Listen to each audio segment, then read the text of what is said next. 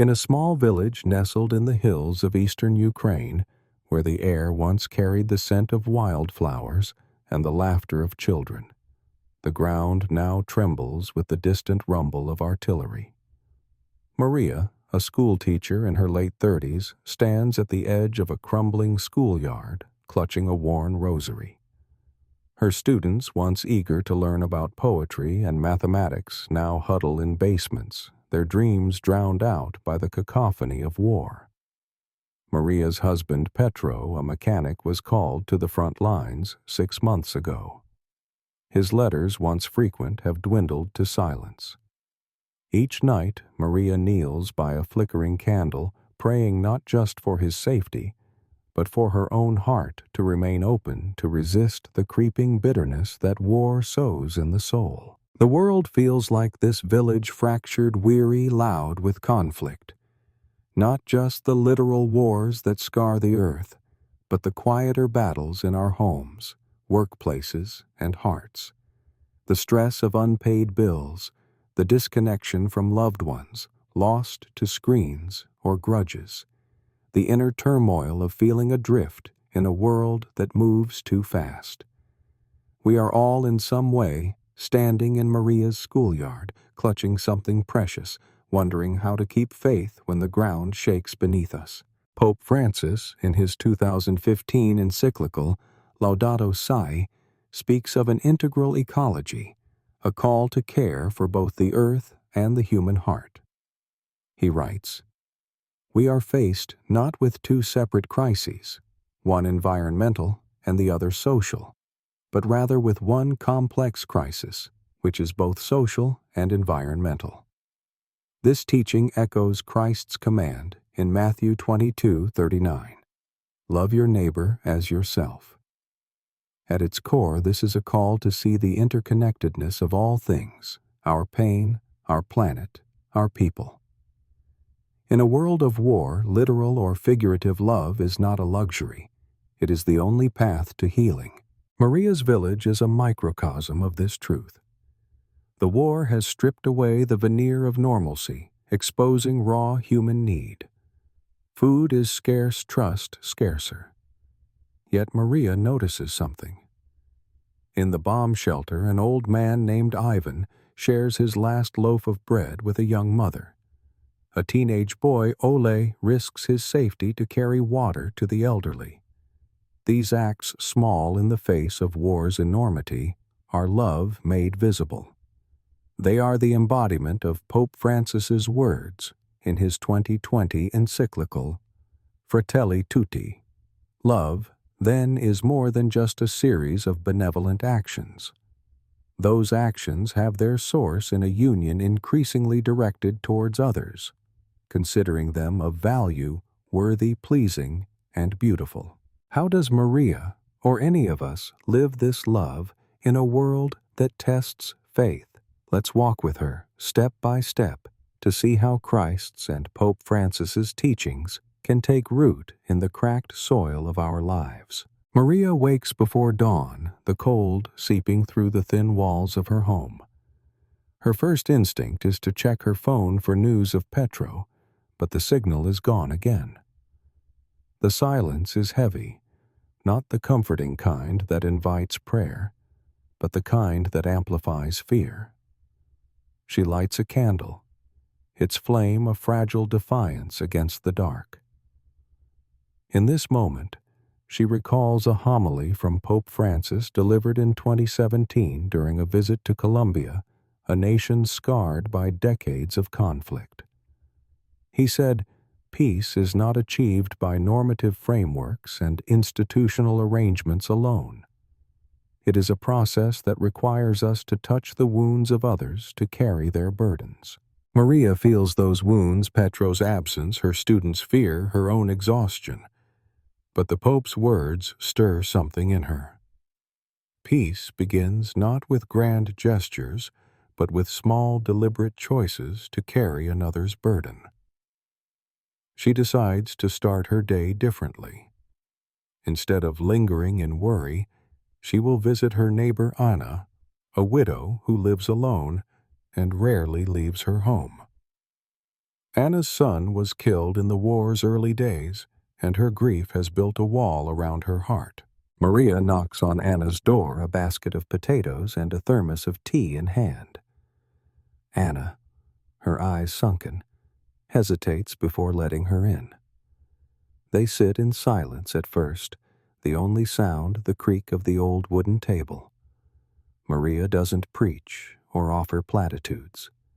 She simply listens as Anna speaks of her son, his love for music, his dream of becoming a doctor. In this act of presence, Maria lives out Christ's teaching in John 13:34. Love one another as I have loved you. Christ's love was not distant. It was tactile, present, willing to sit in the dust with the broken. For us in our own lives, this is the first practical step: show up. Not with solutions or sermons, but with time. Think of someone in your orbit, a co-worker overwhelmed by deadlines, a friend estranged by a misunderstanding, a family member isolated by illness. Reach out. Call them. Visit them. Bring a coffee, a meal, or just your ears. Pope Francis reminds us in Amoris Laetitia 2016, love needs time and space. Everything else is secondary. In a world that glorifies productivity, giving time is a radical act of love. Maria's visit to Anna becomes a daily ritual. Each morning she brings something small, a carrot, a story, a prayer. Anna begins to smile faintly at first, then with warmth. One day, Anna joins Maria in the bomb shelter, helping to teach the children basic reading. The act of giving Pope Francis notes heals the giver as much as the receiver. In Fratelli, Tutti, he writes, every act of charity can become an occasion for encountering God. Maria's faith, battered by war, finds new roots in these encounters. But love is not always gentle. Sometimes it demands courage, the kind that faces conflict head-on. Maria learns this when tensions flare in the village. Food supplies delivered sporadically by aid trucks spark arguments. One evening, a heated dispute erupts in the shelter over who deserves more, a family with young children or the elderly who can't work. Voices rise, accusations fly. Maria, naturally reserved, feels the urge to retreat, but she remembers Christ's words in Matthew 5:9. Blessed are the peacemakers, for they will be called children of God. Pope Francis, in his 2019 address to the World Meeting of Families, elaborated on this. Peacemaking is not about avoiding conflict, but about entering into it with a heart open to dialogue. Maria steps into the fray, her voice trembling but firm. We're all hungry, she says, but if we fight, we lose more than food. We lose each other. She proposes a system. Families with children get priority one week, the elderly the next. It's imperfect, but it's fair. Grumbling persists, but the group agrees. This is the second practical step. Be a peacemaker, even when it's uncomfortable. In our lives, conflict is inevitable.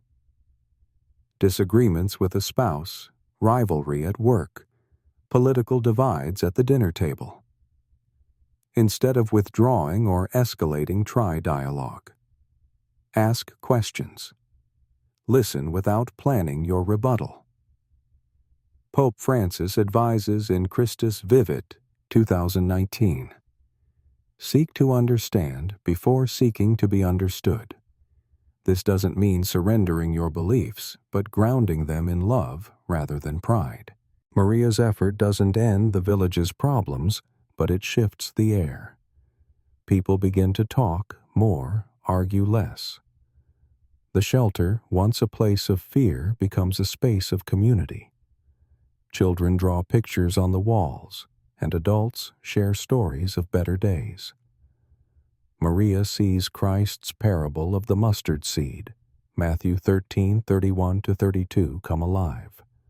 A small act of courage growing into something larger than itself. As winter deepens, Maria faces a new challenge to spare. The war drags on, and news from the front is grim. Petro's silence stretches into months. One night alone in her home, Maria weeps, her rosary slipping from her hands. She feels abandoned not just by her husband, but by God. It's a raw human moment, one that many of us know when faith feels like a candle snuffed out by the wind. Pope Francis, in his 2013 apostolic exhortation, Evangelii Gaudium, speaks directly to this darkness. There are Christians whose lives seem like Lent without Easter. But I invite every Christian to renew their personal encounter with Jesus Christ. He points to Christ's own cry on the cross, my God, why have you forsaken me?" Mark 15:34. Even Jesus felt abandonment, yet he entrusted himself to the Father. This Pope Francis says is the path through despair, not to deny it, but to offer it to God. Maria picks up her rosary not with answers, but with a choice. She prays, "I don't understand, but I trust." The next morning she writes a letter to Petro, though she knows it may never reach him. She pours out her love, her fears, her hopes. Writing becomes her third practical step, a way to name her pain and offer it up. For us, this might look different. Journaling, praying aloud, confiding in a trusted friend, or even creating art. The key is to externalize the inner storm, to let it breathe in the presence of God or another. Pope Francis emphasizes in Gaudete et Exsultat, 2018, holiness is not about being perfect, but about being faithful in the struggle. Maria's fidelity, her choice to pray, to write, to keep showing up, begins to transform her despair. She notices small graces, a child's laugh, a neighbor's kindness, a sunrise, painting the sky. These are not solutions, but signs that God is near, even in the dark. Maria's village, battered but resilient, begins to change. The shelter becomes a hub of life, not just survival. People share what little they have, food, skills, stories. Maria organizes a weekly gathering where everyone brings something to contribute, even if it's just a song or a prayer.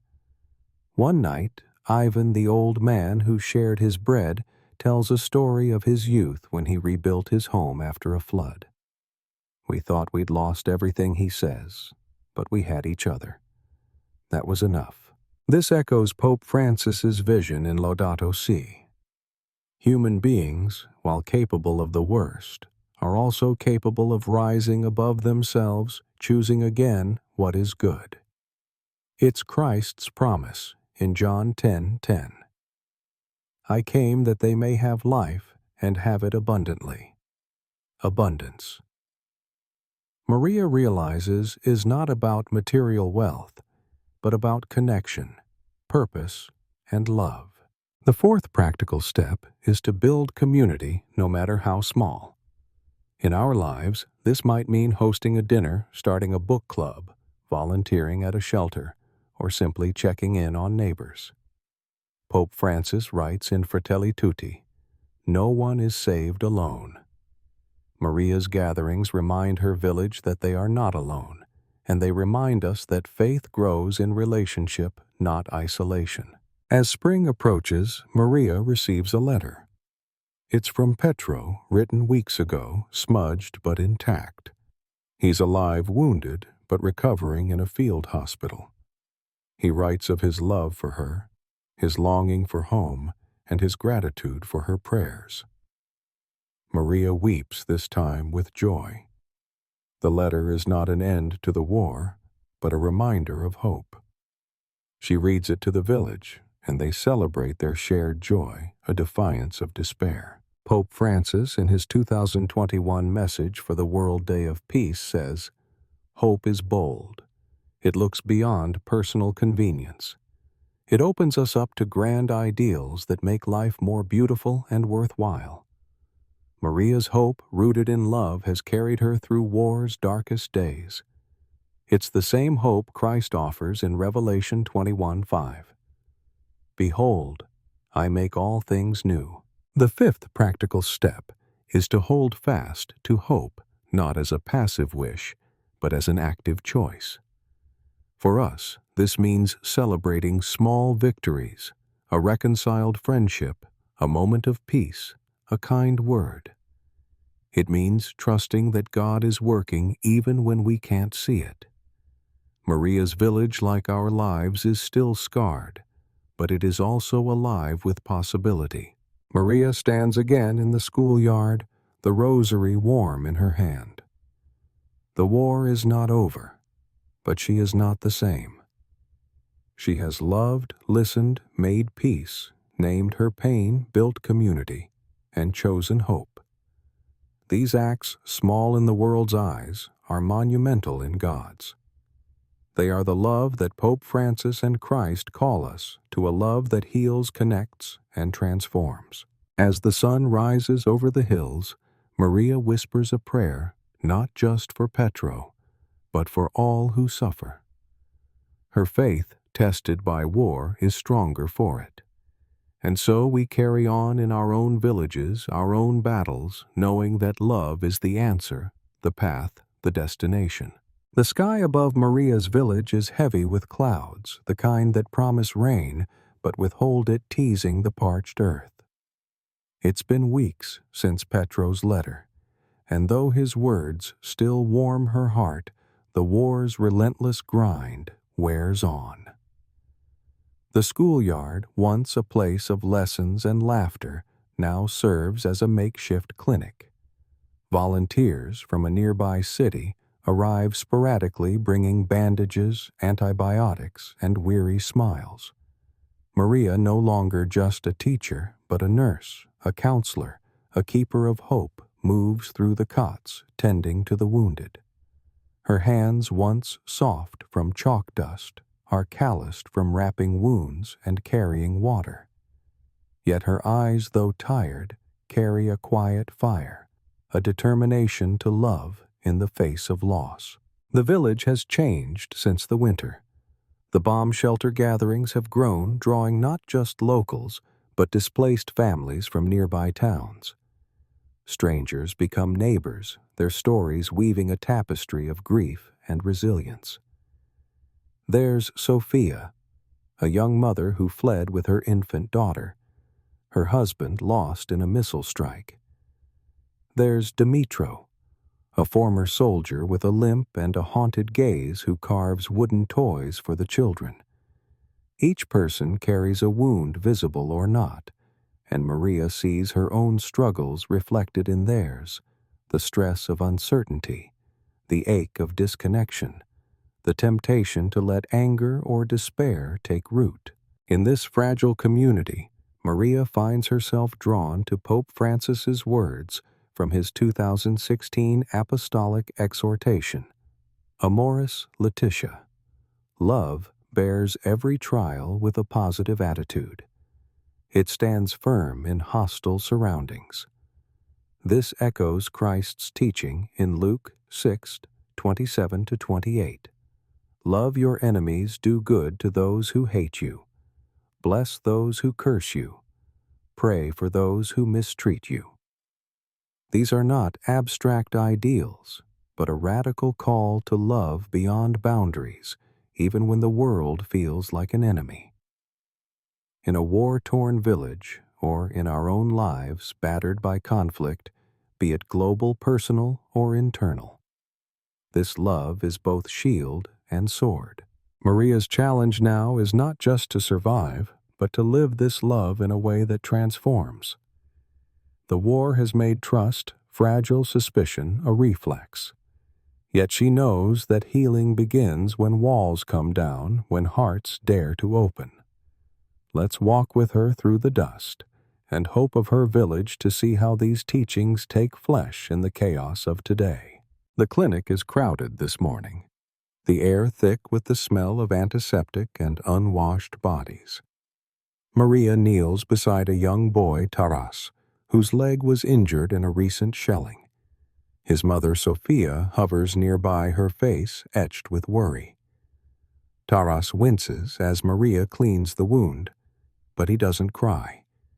He's too young to be so brave. Maria thinks her heart tightening. Sophia whispers apologies, blaming herself for not fleeing sooner. Maria touches her arm, a silent reassurance. "You're here now," she says. "That's enough." This moment of connection recalls Pope Francis's emphasis on tenderness in Evangelii Gaudium 2013. To believe that the Holy Spirit is at work in everyone means realizing that he seeks to penetrate every human situation and all social bonds. Tenderness, he says, is not weakness but strength, a willingness to enter another's pain without judgment.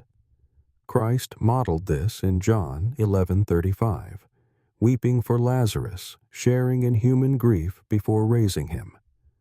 For Maria, tenderness is a practical act, a touch, a word, a pause to listen.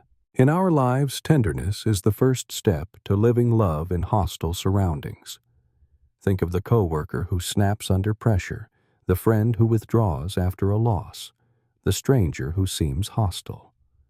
Instead of retreating or reacting, offer a gesture of care, a question about their day, a note of encouragement, a moment of patience.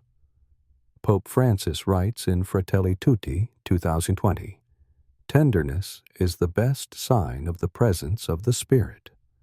Maria's touch on Sophia's arm, small as it is, plants a seed of trust, reminding Sophia she's not alone.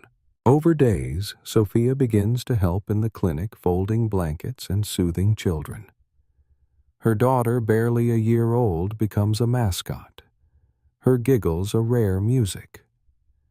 Maria sees Christ's promise in Matthew 18:20. "Where 2 or 3 are gathered in my name, there am I among them come alive." Tenderness, she realizes, is contagious, spreading from one heart to another. But love in a war zone is not just soft, it demands justice. Maria learns this when supplies dwindle. The aid trucks, erratic at best, bring less each time.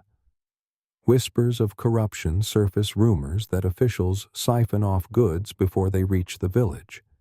The clinic's medicine runs low and Terrace's infection worsens.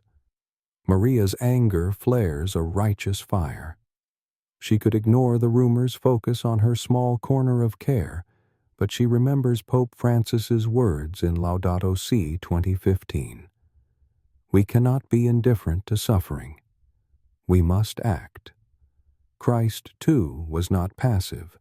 In Matthew 21:12-13, he drove out the money changers, declaring, "My house shall be called a house of prayer, but you make it a den of robbers." Maria gathers a small group, Dimitro, Ivan, and a few others. They draft a letter to the regional aid coordinator documenting the shortages and demanding transparency. It's a risk. Speaking out could invite retaliation. But Maria feels a clarity rooted in Christ's call to justice. She recalls Pope Francis's 2019 address in Mozambique.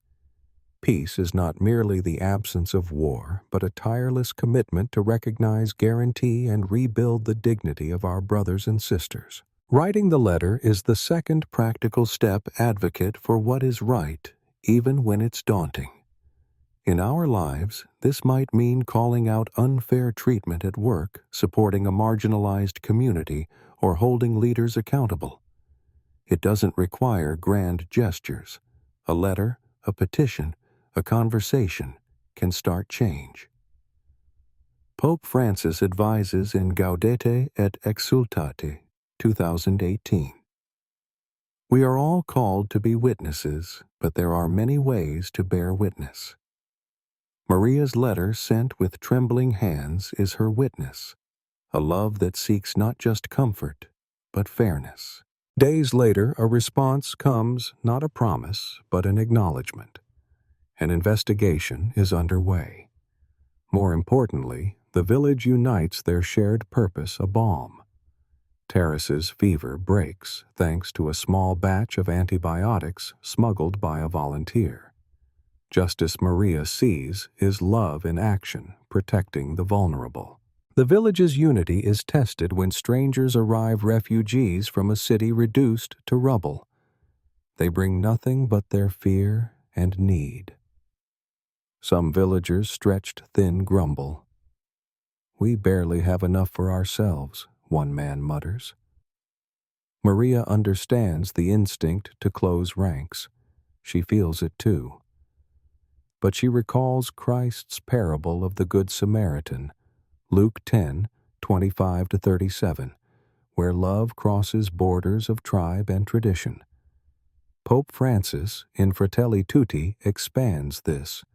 We are called to rediscover our vocation as citizens of our respective nations and of the entire world, builders of a new social bond. Maria organizes a meeting in the shelter.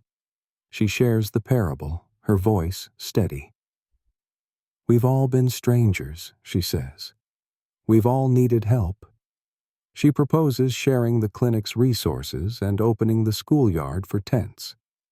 Dimitro, the former soldier, speaks up, his gruff voice soft with conviction. "I was welcomed here when I had nothing. We can do this." The room shifts.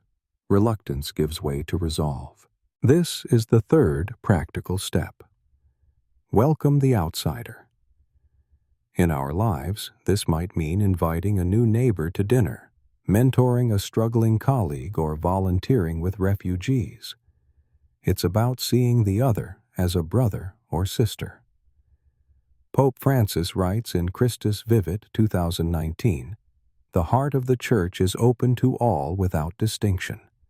Maria's village, by opening its doors, becomes a living church, its borders porous with love. The refugees bring gifts, skills, stories, gratitude.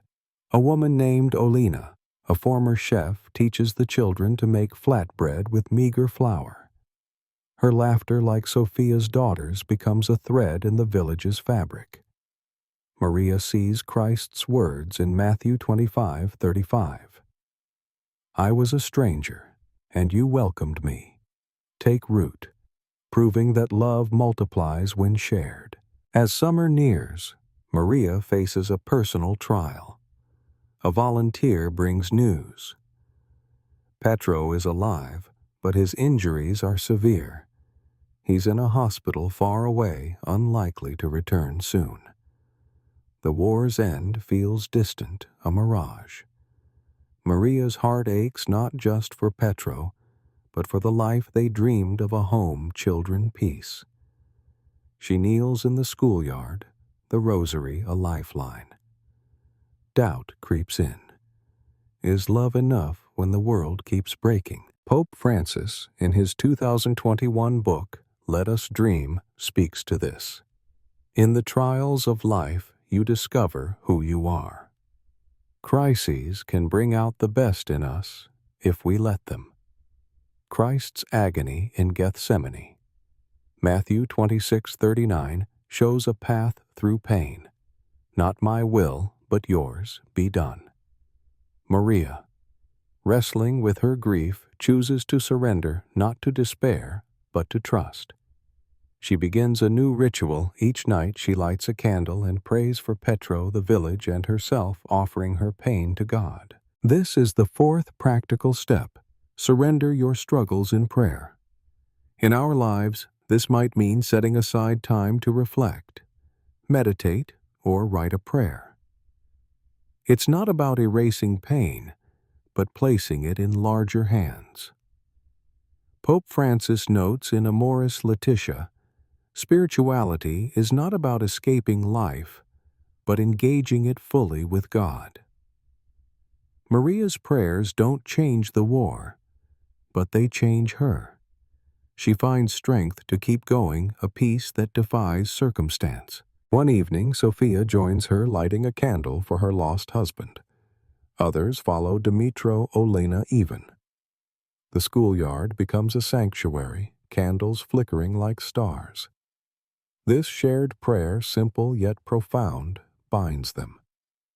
Maria feels Christ's presence, as in John 16:33. In the world you will have tribulation, but take heart. I have overcome the world. The village's transformation deepens.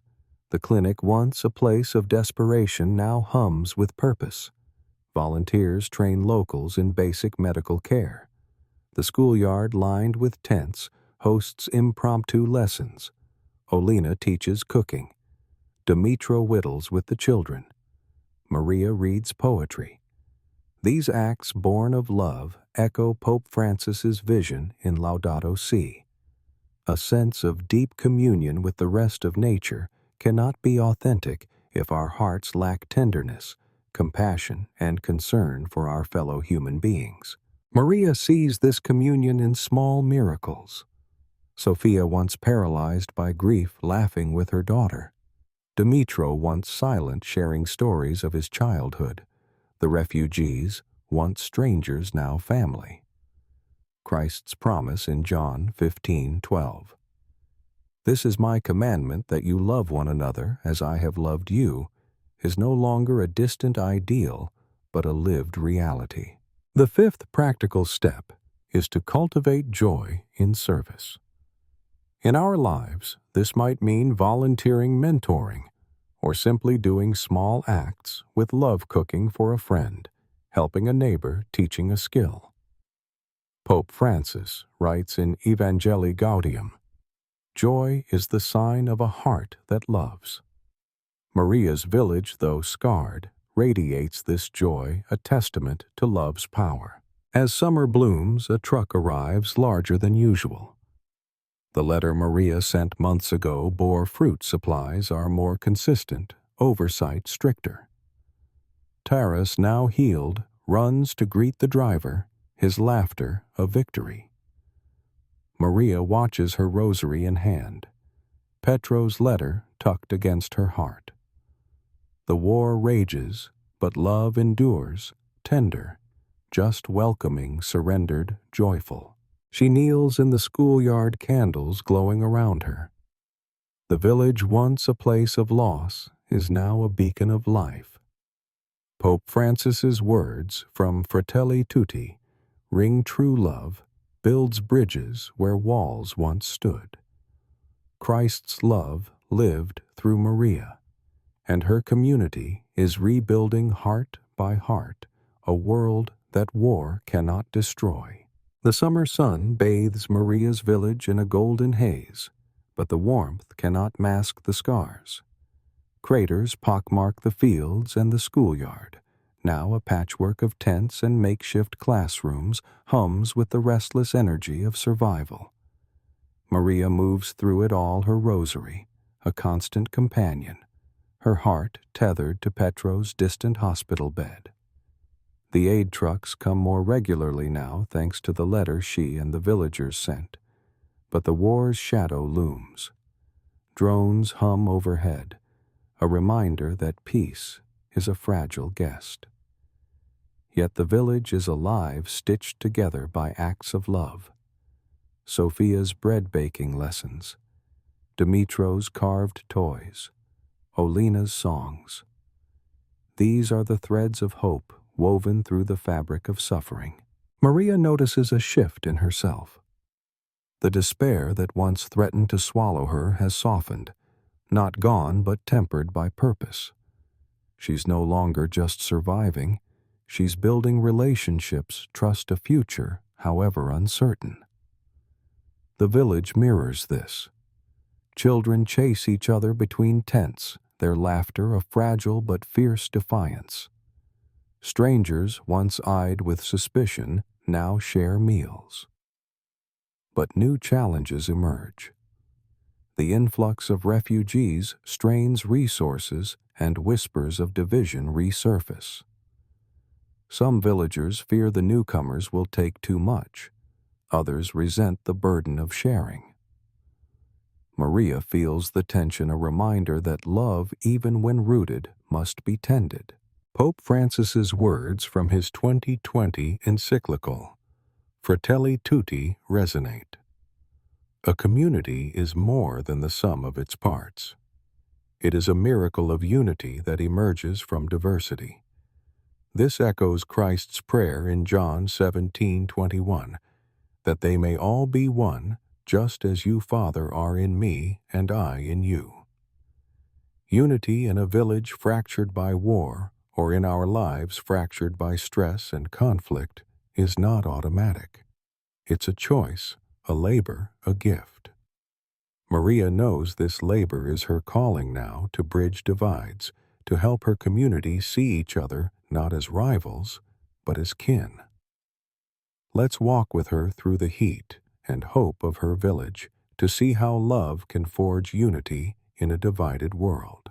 Morning breaks, and Maria gathers the children in the schoolyard for a lesson. They sit on blankets, their faces smudged but eager. She reads them a story from a tattered book, one about a tree that shelters all who come to it, birds, travelers, even its enemies. The children listen wide-eyed as she explains. This tree is like our village. We're stronger when we welcome everyone. A girl. Anya raises her hand. But what if there's not enough room? Her question, innocent but sharp, mirrors the village's fears. Maria pauses, recalling Pope Francis's 2018 homily in Geneva. Unity does not mean uniformity. It means walking together, each bringing their gifts. Christ, too, embraced diversity. His disciples were fishermen, tax collectors, zealots, yet he called them to one table. Maria kneels beside Anya. There's always room, she says, if we share what we have, like the tree shares its shade. She hands out paper and pencils, asking the children to draw what they can share: stories, songs, skills. Their drawings, crude but vibrant, become a gallery on the schoolyard fence, a visual promise of unity. This is the first practical step. Celebrate each person's gifts to build community. In our lives, this might mean noticing what others bring: a colleague's creativity, a friend's humor, a neighbor's wisdom, and inviting them to share it. Host a potluck where everyone contributes a dish, start a group chat to exchange ideas, or organize a community project. Pope Francis writes in Christus Vivit 2019, God loves the harmony of differences. Maria's gallery of drawings, like our small acts of inclusion, reminds everyone they have something to offer. The children's project sparks a ripple. Adults inspired begin sharing skills. Olena teaches knitting. Dimitro repairs broken tools. Sophia leads a parenting circle. The village feels less like a collection of survivors and more like a family, each member's gift, a brick in the wall of unity. But unity is tested when old wounds reopen. One evening, a heated argument erupts in the shelter. A local Pavlo accuses a refugee Victor of hoarding food. Victor, who lost his home in a bombing, snaps back. You don't know what I've been through. The room crackles with anger. Old resentments, locals versus newcomers, flaring. Maria, heart-pounding, steps between them. She wants to flee, but she remembers Christ's words in Matthew 18:15. If your brother sins against you, go and tell him his fault between you and him alone. Pope Francis in Amoris. Letitia 2016 expands this. Forgiveness is not a sentiment, but a decision, a gesture of love that heals. Maria asks Pavlo and Victor to sit with her. The others watch tense. She listens as Pavlo vents his fear of scarcity, then as Victor shares his shame at depending on others. Neither is wholly right or wrong. Both are hurting. Maria suggests they work together to inventory the food, ensuring fair distribution. It's a small step, but it shifts the dynamic from blame to collaboration. By night's end, they shake hands, not as friends yet, but as partners. This is the second practical step: mediate conflicts with empathy and fairness. In our lives, this might mean stepping into a family feud, a workplace dispute, or a community divide. Don't take sides. Create space for both voices. Ask, what do you need to feel heard, or propose a shared task to rebuild trust? Pope Francis notes in Fratelli Tutti dialogue is the path to reconciliation. Maria's mediation, though imperfect, plants a seed of forgiveness, showing that unity grows when wounds are aired, not ignored. Pavlo and Victor's collaboration becomes a model. Others, seeing their example, resolve smaller disputes, a shared tent, a borrowed tool with conversation rather than anger. The shelter, once a tinderbox, becomes a place of dialogue, its walls echoing with the hard but holy work of forgiveness. As autumn nears, Maria faces a deeper challenge: the weight of leadership. The village looks to her not just as a teacher or nurse, but as a guide. People ask her to settle disputes, allocate resources, plan for winter. The responsibility is crushing. She doubts herself, fearing she'll fail those who depend on her. One night alone in the schoolyard, she prays her rosary beads, slipping through trembling fingers. "I'm not enough," she whispers. Pope Francis's words from Gaudete et Exsultate, 2018, come to her. Holiness is not about doing extraordinary things, but doing ordinary things with love and faith. Christ, too, led not with power, but with service, washing his disciples' feet. John 13:14-15. Maria realizes leadership is not about being perfect, but about serving humbly, trusting God to fill her gaps. She begins seeking others' input, forming a council with Sophia, Dimitro, Olena, and Ivan. Together, they plan food storage repair tents and organize a harvest festival to lift spirits. This is the third practical step: lead by serving and sharing responsibility. In our lives, this might mean mentoring a younger colleague, organizing a family event, or volunteering to coordinate a community effort. Don't bear the burden alone. Invite others to contribute. Pope Francis writes in Evangelii Gaudium 2013, "A leader who serves is a sign of God's presence." Maria's counsel, by sharing the load, strengthens the village's unity, proving that leadership rooted in love empowers everyone. The council's work transforms the village. Tents are reinforced. Food is rationed wisely, and the festival, a simple affair with flatbread songs and children's drawings, ignites joy. Maria sees Christ's parable of the talents, Matthew 25:14-30, in action. Each person's gifts, when shared, multiply the community's strength. But unity requires more than shared work. It demands shared stories. Maria notices that while the village collaborates, many still hold their pasts close, guarded by pain. The refugees speak little of their lost homes. Locals avoid mentioning sons or daughters taken by the war.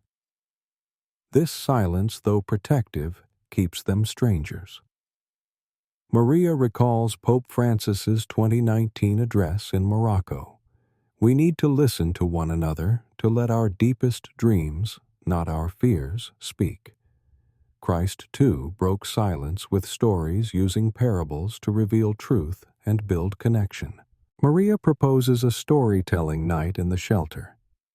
At first, the idea meets resistance, too raw, too risky. But she persists, sharing her own story first. She speaks of Petro, his love for fixing old radios, her fear of losing him. Her vulnerability cracks the dam. Sophia tells of her husband's last words, a promise to protect their daughter. Dimitro admits his guilt for surviving when comrades didn't. Olena sings a lullaby from her childhood, her voice breaking. Tears flow, but so does laughter, recognition, understanding. This is the fourth practical step. Create space for stories. In our lives, this might mean asking a friend about their past, sharing a family memory at dinner, or hosting a group where people can speak freely. Stories bridge gaps, turning them into us. Pope Francis notes in Fratelli, Tutti, every human story is sacred. Maria's storytelling night, repeated weekly, weaves the village tighter, each tale a thread of unity. The nights become a ritual. Children listen wide-eyed as elders recount tales of love loss and resilience. The shelter, once a refuge from bombs, becomes a sanctuary of souls where stories heal and bind. Maria feels Christ's promise in Revelation 7:17. God will wipe away every tear taking root, not as an end to pain, but as a sharing of it. Winter looms, and with it a new trial. A nearby town falls, sending a wave of refugees more than the village has ever seen.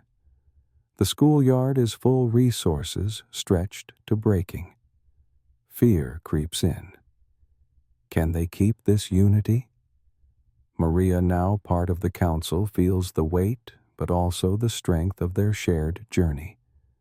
She recalls Pope Francis's 2021 message for the World Day of Migrants.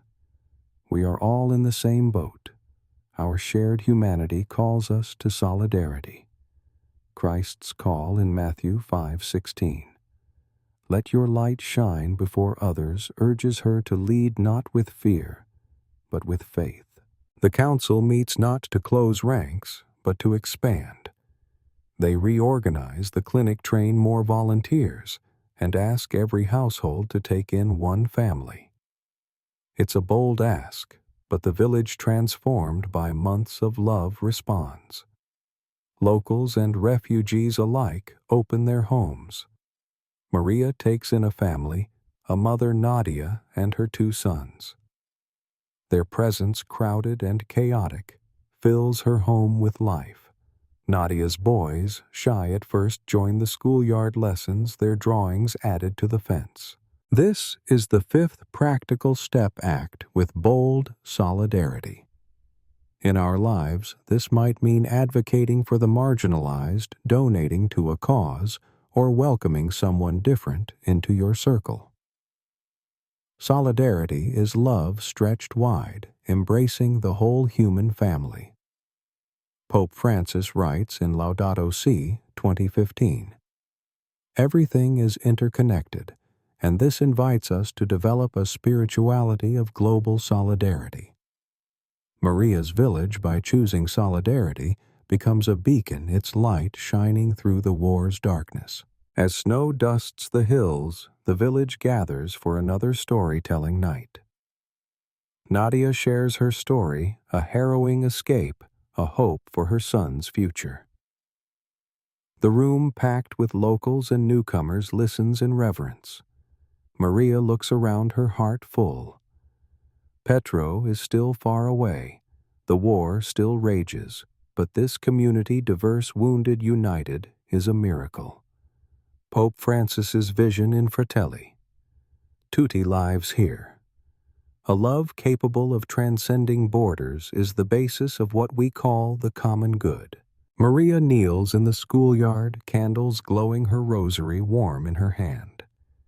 Christ's prayer for unity is answered not perfectly, but profoundly. The village, once a place of division, is now a testament to love's power to heal, to bind, to make one. And so they carry on their light, a guide for a world in need. Winter cloaks Maria's village in a brittle silence, the kind that amplifies the crunch of boots on snow and the distant thud of artillery. The schoolyard, now a sprawling mosaic of tents and makeshift shelters, groans under the weight of new refugees. Smoke rises from small fires where families huddle their breath visible in the frigid air. Maria moves through this crowded, fragile world, her rosary a steady anchor, her heart stretched between hope and the ache of Petro's absence. His last letter, weeks old, spoke of slow recovery, but the hospital's location deep in contested territory makes visits impossible. Each day, Maria writes to him, her words a lifeline, though she knows they may never arrive. The village has grown not just in numbers, but in spirit. The storytelling nights, the shared meals, the council's work have woven a community from strangers. Nadia's boys, now part of Maria's household, chase each other through the snow, their laughter mingling with the clatter of Olina's knitting needles and Dimitro's whittling. Yet winter brings new strains. Food is rationed tightly, firewood scarce. The clinic's supplies dwindle, and illness creeps through the tents, coughs, fevers, despair. Maria sees fear in people's eyes, the kind that could unravel the unity they've built. She feels it too, a gnawing worry that love, however fierce, might not be enough against the cold and the war. Pope Francis's words from his 2018 apostolic exhortation, Gaudete et exultate, echo in her mind. We are called to be contemplatives, even in the midst of action, and to grow in holiness by responsibly and generously carrying out our mission. This resonates with Christ's teaching in Matthew 25:40. Whatever you did for one of the least of these brothers and sisters of mine, you did for me. In a village on the edge of survival, or in our lives battered by modern struggles, stress, isolation, uncertainty, love means action, a commitment to serve the least, to see Christ in every face. Maria's mission now is to keep this love alive, not as a feeling, but as a force transforming scarcity into sufficiency, fear into faith. Let's walk with her through the frost and fire of her village to see how love becomes a mission in the darkest season. Dawn breaks gray and reluctant as Maria visits the clinic. The air smells of damp wool and antiseptic. Sophia, now a steady presence, tends to a child with a fever, her hands gentle but her face lined with worry.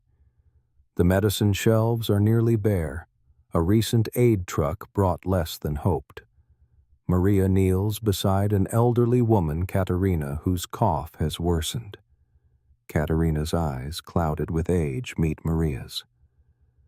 "Will I see spring?" she asks, her voice a whisper. Maria, swallowing her own fear, takes her hand.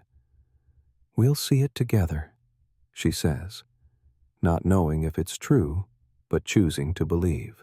This moment recalls Pope Francis's call in Evangelii Gaudium 2013. We must go out to the peripheries, to those who are suffering, to bring the warmth of God's mercy. Christ, too, went to the margins, touching lepers dining with sinners. Mark 2:15-17. For Maria, the clinic is a periphery, a place where suffering is raw and mercy urgent. She decides to act, not waiting for more aid, but using what's at hand. She organizes a team, Sophia Dimitro, and a few refugees to collect herbs for teas and soups, a remedy her grandmother taught her. It's not a cure, but it's something, a gesture of care that warms both body and soul. This is the first practical step. Serve the suffering with what you have.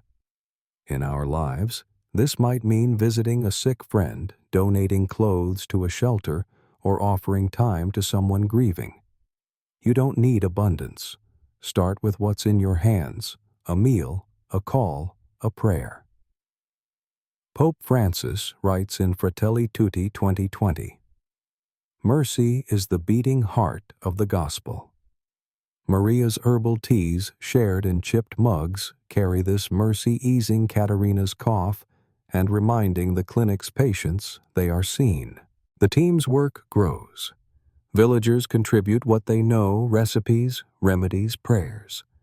The clinic, once a place of scarcity, becomes a hub of shared effort. Caterina, feeling stronger, begins folding bandages, her frail hands a testament to mercy's ripple effect. Maria sees Christ's promise in John 6:12. Gather the pieces left over so that nothing is wasted. Come alive. Even in want, love gathers and multiplies. But service alone isn't enough. It must be sustained by truth. Maria learns this when rumors spread about the aid trucks. Some say the drivers are skimming supplies. Others that the regional office prioritizes richer towns. Distrust festers, threatening the village's fragile unity.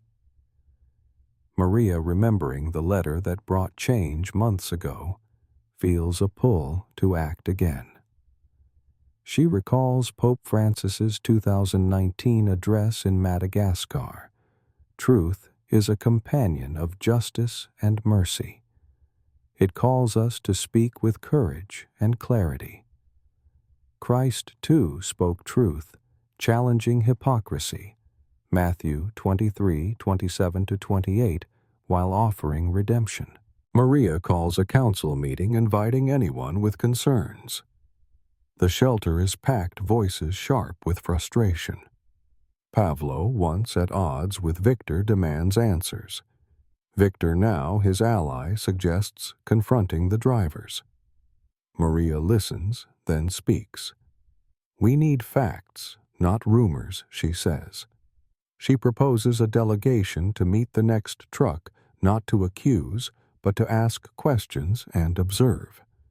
She volunteers to lead, joined by Dimitro and Olina.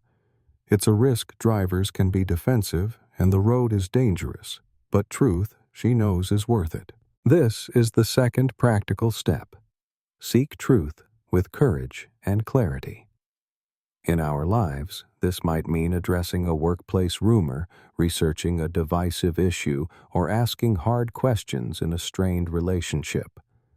Don't fuel gossip. Seek facts with an open heart. Pope Francis notes in Laudato Si 2015, "Truth leads to trust, and trust to communion." Maria's delegation, armed with questions, not anger, aims to rebuild trust, ensuring aid serves the least. The delegation meets the truck at a checkpoint. The driver, wary at first, softens under Maria's calm inquiries. He admits delays, but denies theft, showing logs that confirm short deliveries from the warehouse.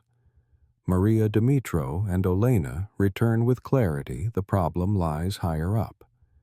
They draft another letter, this time to the aid agency's director, detailing discrepancies. The village informed rallies behind them, their trust restored not in the system, but in each other. Truth, Maria sees, is love's foundation, binding them to act justly. Winter deepens, and with it a spiritual hunger. The village's physical needs, food, warmth, medicine, are met, if barely. But Maria notices a deeper ache. People speak less of God, their prayers mechanical or absent. The war's grind has dulled faith, replacing it with survival's narrow focus. Maria feels this in herself. Her nightly rosary, sometimes a habit, not a connection. She longs for the fire she felt in spring when candles lit the schoolyard and hope felt tangible. Pope Francis's words from Christus. Vivit 2019 stir her. Faith is not a refuge for the faint-hearted, but something that enhances our lives. It makes us see Jesus in others. Christ, too, rekindled faith breaking bread with disciples who doubted. Luke 24:30-31.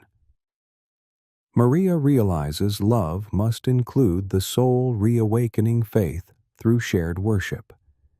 She proposes a simple service in the shelter, not a formal mass, as no priest is near, but a gathering of prayer song and scripture. She asks Olina, whose voice carries a haunting beauty, to lead a hymn, and Ivan, whose memory holds old prayers, to share one.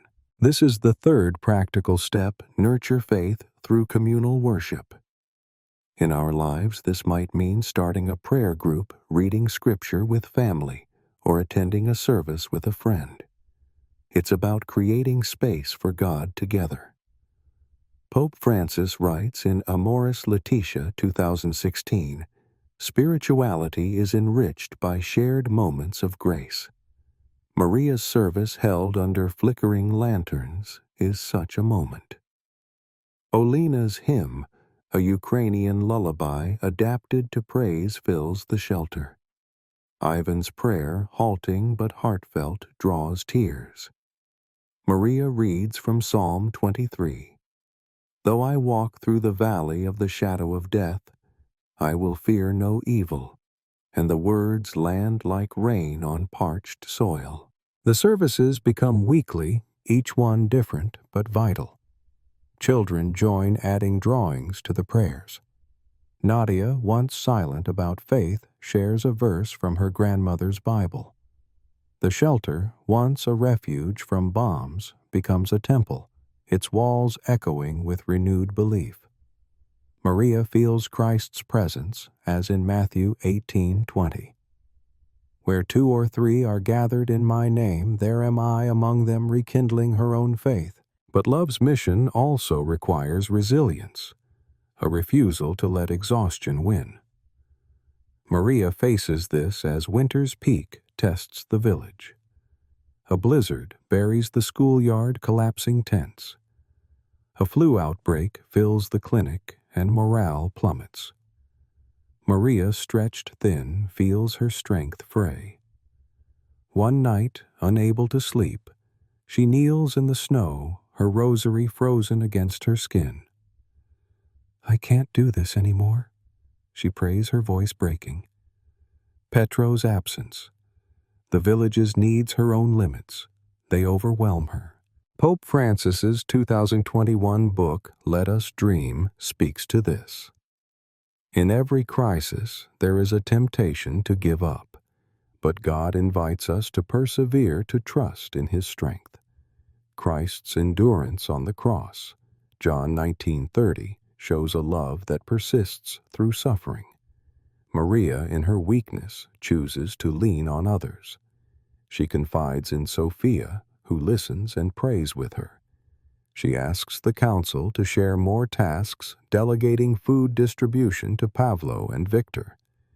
This vulnerability, far from diminishing her, strengthens the community. This is the fourth practical step: persevere by relying on others and God. In our lives, this might mean asking for help with a project, seeking counsel for stress, or praying for strength. Don't go it alone. Trust that God works through community. Pope Francis notes in Gaudete et Exsultate, "The Lord never asks us to do anything without giving us the strength." Maria's openness, like Christ's surrender, invites grace. Sophia organizes a team to clear snow. Victor finds extra blankets, and the village pushes through their shared effort, a bulwark against despair. The blizzard passes, and the flu eases. The village, though battered, stands. Maria sees Christ's parable of the persistent widow, Luke 18:1-8, in their resilience, a love that keeps knocking, keeps building, keeps believing. As spring whispers a miracle, arrives a letter from Petro. He's stronger moved to a safer hospital. He writes of his love, his hope to return. Maria reads the letter to the village, there cheers a chorus of joy. The war continues, but this news, like the first green shoots, signals life. The village gathers for a service, candles glowing. Olena's voice soaring. They give thanks not just for Petro, but for each other, for the mercy, truth, faith, and resilience that have carried them. Pope Francis's vision in Fratelli. Tutti shines here.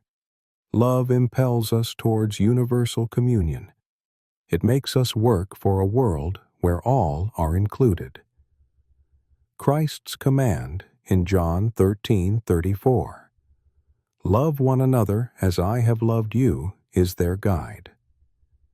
Maria's village, once a place of survival, is now a mission field, its people serving, seeking truth, worshiping, persevering. Each act, small or great, is love made visible, a light in winter's dark. Maria kneels in the schoolyard, her rosary warm. Nadia's boys asleep beside her. The stars above mirror the candles below, a constellation of hope. The war's end is unseen, but love's mission is clear, to see Christ in every face, to serve the least, to make whole what is broken. And so they carry on their love, a flame that warms the world. Spring unfurls slowly over Maria's village, a tentative green creeping across the scarred hills. The schoolyard, once choked with snow, now blooms with wildflowers between the tents, a quiet rebellion against the war's gray legacy.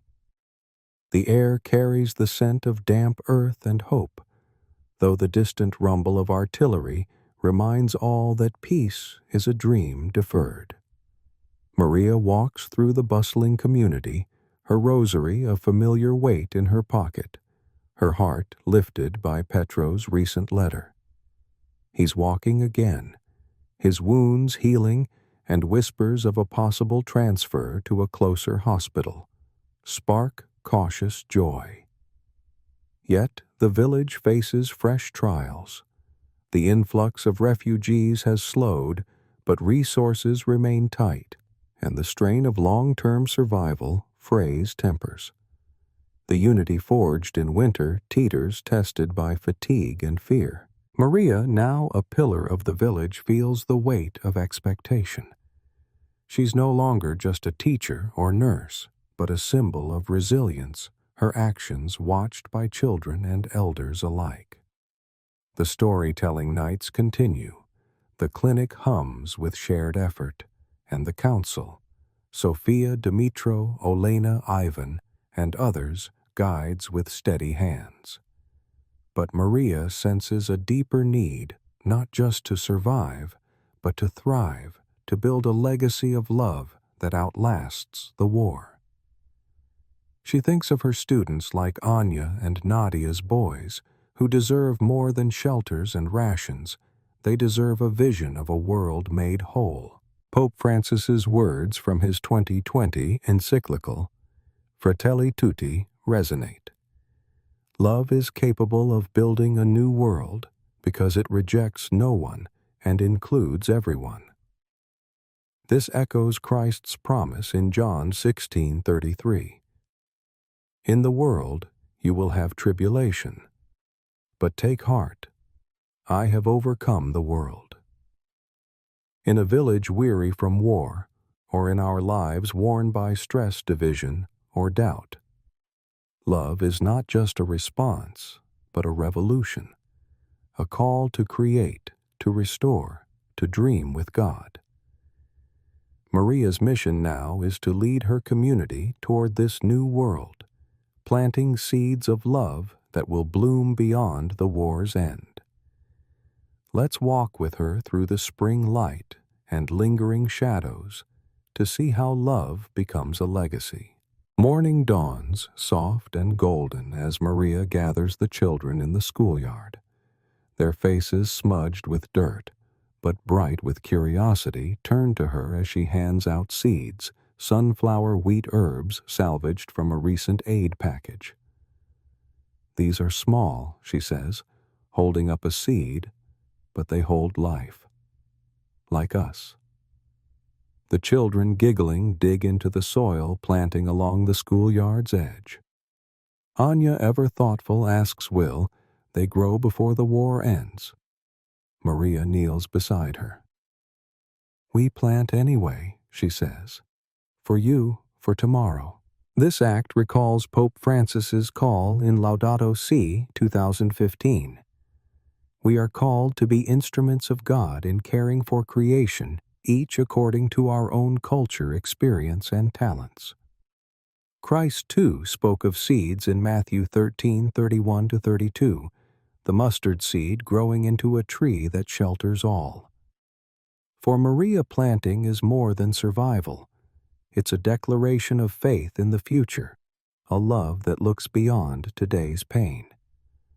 The children's garden, though small, is a step toward restoration, a way to teach them that life persists. This is the first practical step. Create something that endures. In our lives, this might mean starting a garden, teaching a child a skill, or launching a project that benefits others, a community library, a youth group, a shared art space. It's about leaving a mark of love, however small.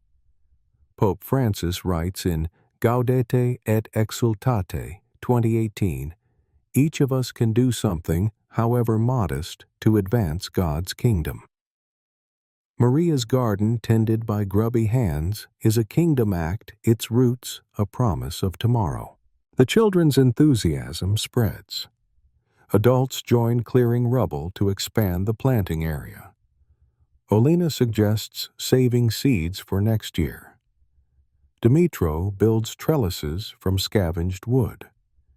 The garden becomes a symbol, its green shoots mirroring the village's growing hope. Maria sees Christ's words in John 12:24. "Unless a grain of wheat falls into the earth and dies, it remains alone. But if it dies, it bears much fruit. Take root not just in soil, but in hearts." But creation requires protection, a love that guards what is fragile. Maria learns this when outsiders arrive, not refugees, but traders from a nearby city offering goods for barter. Their wares, blankets, tools, medicine are tempting, but their prices are steep. Demanding food and fuel the village can't spare. Some desperate trade anyway, sparking tension. Pavlo, ever vocal, accuses the traders of exploiting their need. Victor, now a council member, urges caution, fearing retaliation. Maria senses a deeper threat: these trades could erode the village's self-reliance, turning their hard-won unity into dependency. She recalls Pope Francis's words in Fratelli, Tutti. True love does not exploit. It builds up, enabling others to grow in freedom. Christ, too, protected the vulnerable, warning against those who devour widows' houses. Mark 12:40. Maria calls a council meeting, inviting the traders to explain their terms. In the shelter under lantern light, she listens as they justify their prices, citing war's risks. But she notices their reluctance to commit to regular supplies, their eyes darting when asked about sources. Her instinct, honed by months of seeking truth, tells her to tread carefully. Maria proposes a compromise. The village will trade small amounts of surplus herbs and crafts, but only for essentials, and only with clear agreements. She forms a barter team, Sophia and Ivan, to negotiate and track exchanges, ensuring fairness. The traders, sensing resolve, agree, though grudgingly. Maria's firmness, rooted in love, protects the village's dignity. This is the second practical step: protect the vulnerable from exploitation. In our lives, this might mean advocating for fair wages, supporting ethical businesses, or helping a friend avoid a bad deal. It's about guarding freedom, not just meeting needs. Pope Francis notes in Evangelii Gaudium 2013, "Love demands justice for the poor." Maria's barter system, though modest, is justice in action, preserving the village's ability to create its own future. The system works.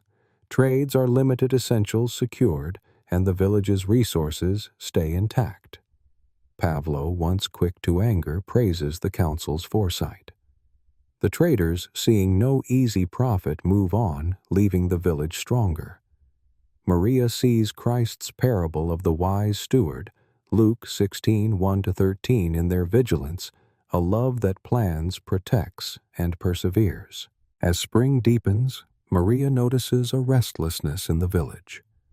The garden grows, the clinic stabilizes, but people crave meaning beyond survival. The storytelling nights, once cathartic, feel repetitive. The services, though heartfelt, lack freshness. Maria feels it too, a spiritual dryness, her prayers earnest but rote. Petro's letters, while a lifeline, remind her of the life they've lost. She longs for a spark, a way to renew the village's soul. Pope Francis's 2019 exhortation, Christus Vivit, speaks to this. The Lord calls us to enkindle stars in the night of other young people, to be a leaven of hope. Christ, too, renewed faith, revealing himself in the breaking of bread. Luke 24:35. Maria realizes love must inspire igniting imagination and purpose. She proposes a festival, not just a celebration, but a vision of what the village could be. She envisions music, art, and shared dreams, a way to honor their journey and look forward. The council embraces the idea. Olena composes a song. Sophia organizes a children's play. Dimitro carves decorations, and Nadia designs banners from old cloth. Maria suggests each person contribute a dream, a hope for the future, written or drawn to be shared. The festival, set for the schoolyard, becomes a collective act of creation, a love that dares to imagine. This is the third practical step. Inspire hope through shared creativity. In our lives, this might mean hosting a talent night, starting a community mural, or encouraging friends to share their dreams. It's about sparking joy and purpose. Pope Francis writes in Amoris Laetitia 2016, "Love inspires a culture of encounter."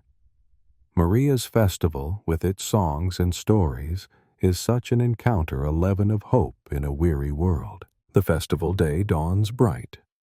The schoolyard glows with banners and laughter. Children perform a play about a village that rebuilds after war, their voices bold. Olena's song, a blend of lament and triumph, brings tears. The dreams, hundreds of notes pinned to a wooden board, range from simple, a new home, a safe school, to profound peace, forgiveness, love. Maria reads hers aloud, for Petro to come home and for us to build a world where no child fears bombs. The crowd cheers their shared dreams, a constellation of hope. But love's legacy also requires humility, a willingness to learn from failure. Maria faces this when a crisis hits. A water source, a nearby stream, is contaminated after a shelling, forcing the village to rely on dwindling stored water. Tempers flare. Some blame the council for not preparing better. Maria, stung by the criticism, feels her confidence waver. She recalls the garden, the barter system, the festival, all successes, yet not enough to prevent this. Her instinct is to defend herself, but she pauses, remembering Pope Francis's words, in Gaudete et Exsultat. Humility allows us to grow through our mistakes. It opens us to God's grace. Christ, too, taught humility, washing his disciples' feet, John 13:14-15, and forgiving Peter's denial, John 21:15-17. Maria calls an open meeting admitting the council's oversight. "We didn't see this coming," she says, "but we can fix it together." She asks for ideas. Ivan suggests boiling water. Olena knows a filtration method using charcoal and a refugee. Teresa's mother recalls a spring a day's walk away. Maria organizes teams, one to purify water, another to scout the spring. Her humility, far from weakening her, rallies the village. This is the fourth practical step. Embrace humility to learn and grow. In our lives, this might mean admitting a mistake at work, asking for feedback, or apologizing to a loved one. It's about seeing failure as a teacher, not a defeat. Pope Francis notes in Fratelli, Tutti, humility is the gateway to communion. Maria's openness, like Christ's, invites collaboration, turning a crisis into a chance to strengthen bonds. The teams succeed. Purified water sustains them, while a small group led by Dimitro secures the spring, rigging a pipe to the village. The crisis, once a threat, becomes a triumph, the village's unity deeper for it. Maria sees Christ's words in Matthew 23:12. "Whoever humbles themselves will be exalted," lived out a love that grows through surrender. As summer nears, a miracle unfolds. Petro returns. A hospital transfer arranged through aid channels brings him to a town nearby. Maria, with Sophia and Nadia, travels to meet him. He's thin, scarred, leaning on a crutch, but his smile is unchanged. They embrace tears, mingling the village's prayers answered. Petro joins them, settling into Maria's home. His presence a gift and a challenge. His recovery is slow, his trauma deep. Yet he carves with Dimitro, listens to Olena's songs, and holds Nadia's boys, his love a quiet strength. The village gathers to welcome him, the schoolyard alight with candles. They share dreams again, Petro adding his to heal and to help this village become a home for all. Pope Francis's vision in Laudato Si lives here. Humanity still has the ability to work together in building our common home. Christ's promise in Revelation 21:5. "Behold, I make all things new" is their guide. Maria's village, once a place of war, is now a cradle of creation, protection, inspiration, and humility, a legacy of love. Maria kneels in the schoolyard, Petro beside her, the rosary shared between them. The garden blooms, the water flows, the dreams soar. The war rages, but love has built a new world, heart by heart, seed by seed. Anya plants a sunflower, its face turned to the sun. Nadia's boys laugh. Petro's hand in Maria's. The village, scarred but radiant, is a testament to love's triumph, a light that shines, a home that endures, a faith that overcomes.